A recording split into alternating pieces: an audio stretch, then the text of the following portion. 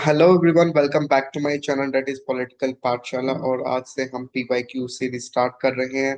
आप लोगों की कई बार रिक्वेस्ट आ रही सर, पब्लिक एडमिनिस्ट्रेशन के एमसीक्यूज लेके आइए, पीवाईक्यू लेके आइए। तो आज हम 23 और 24 में जो पीवाईक्यू हुए हैं रिलेटेड टू पब्लिक एडमिनिस्ट्रेशन, आज हम वो डिस्कस करेंगे। ओके, तो पहला हमारा क्वेश्चन है कि विच ऑफ द फॉलोइंग, कुछ आपको स्टेटमेंट गिविंग है रिगार्डिंग न्यू पब्लिक मैनेजमेंट। तो पहले आपको न्यू पब्लिक मैनेजमेंट के बारे में जानना होगा कि न्यू पब्लिक मैनेजमेंट क्या था।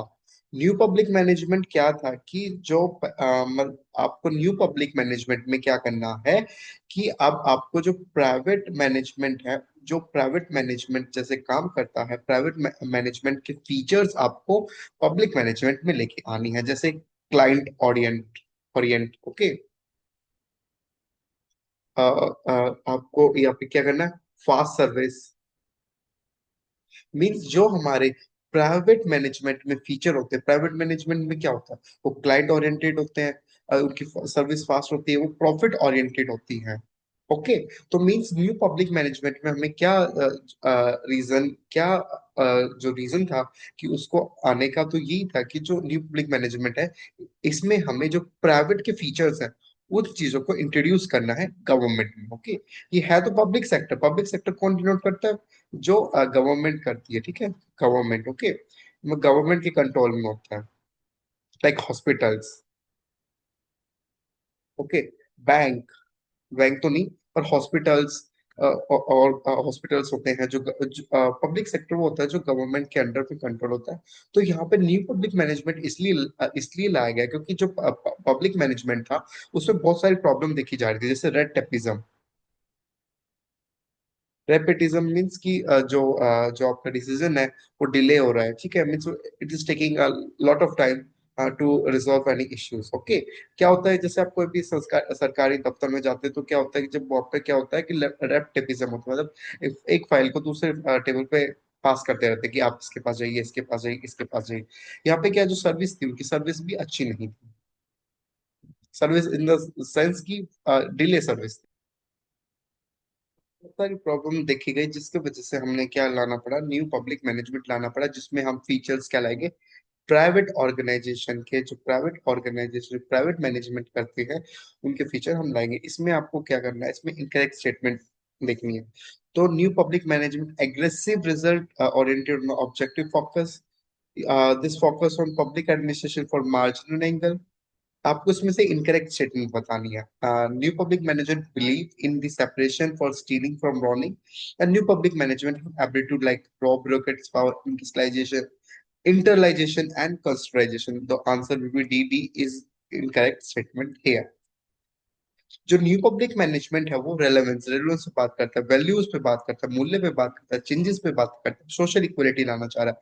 ये क्लाइंट ओरिएंटेड है, मीन क्लाइंट में हमें क्लाइंट को फोकस करना है। फोकस इन द सेंस हमें अपने जो क्लाइंट है, जो उसकी प्रॉब्लम है उसको सॉल्यूशन करना है। ओके, तो ये क्या था, क्लाइंट ओरिएंटेड। ओके, हमें किस पे फोकस करना है, क्लाइंट पे फोकस करना। ओके, तो ये न्यू पब्लिक मैनेजमेंट क्यों लेके आए, क्योंकि हमें यहाँ पे क्या करना है, सिटीजन को एम्पावरमेंट करना है, डिसेंट्रलाइजेशन करना है। डिसेंट्रलाइजेशन मीन्स जो पावर है उसका डिस्ट्रीब्यूशन होना चाहिए तीनों लेवल पर, स्टेट, सेंटर, स्टेट और लोकल लेवल पर। Okay, freedom of choice means private, जो प्राइवेट ऑर्गेनाइजेशन होता है, प्राइवेट मैनेजमेंट होता है, वहाँ पे जो क्लाइंट है उसके पास चॉइसेस होती है। तो हम भी जो क्या पब्लिक मैनेजमेंट में जो सिटीजन है उसको चॉइसेस देंगे। ओके, यहाँ पे क्या आपको मैनेजरल सपोर्ट्स मिलेगा, आपको सिक्योर बेटर, आपको सर्विस अच्छी दी जाएगी। ओके, यहाँ पे क्या है, जो गवर्नमेंट के जो स्ट्रक्चर है उसको हम दोबारा से रिस्ट्रक्चर करेंगे। साथ साथ में कॉस्ट कटिंग फैसिलिटीज भी प्रोवाइड करी जाएंगी। और यहाँ पे 3E आपके एग्जाम में आता है, what are the 3E? Efficiency, economy और इफिशिएंटनेस पर हम काम करेंगे। अब आपका सेकंड क्वेश्चन है कि two important institutions that contribute significantly to the development of administration theory and practice are school and the church. Okay, option B.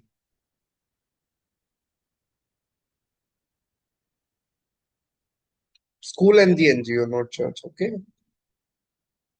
the two important institutions that contribute significantly on development of administration theory. Okay, development of administration theory.